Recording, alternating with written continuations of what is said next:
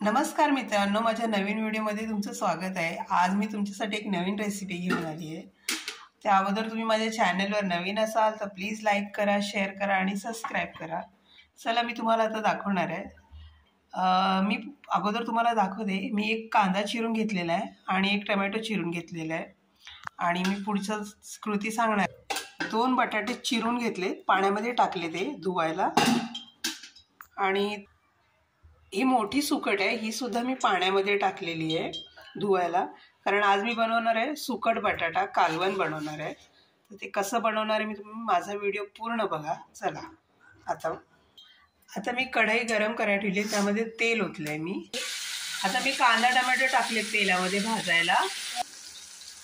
आता मी मीठ टाकते याच्यामध्ये थोडंसं, ज्याने कांदा आणि टोमॅटो बारीक होतील पटकन। आता मी याच्यामध्ये धणा पावडर टाकणार आहे थोडीशी। आता मी हळद टाकली थोडीशी। आता हे लाल मिरचीचं वाटण आहे, फक्त लाल मिरची लसूण घेऊन वाटून ठेवलेलं आहे। आता हे थोडंसं टाकणार आहे मी त्याच्यामध्ये। आता मी हे व्यवस्थित भाजून घेणार आहे लाल मिरचीचं वाटण त्याच्यामध्ये। आता मी याच्यामध्ये बटाटे टाकलेत। आता ते मी बटाटे व्यवस्थित एकजीव करून घेणार आहे मिरचीमध्ये।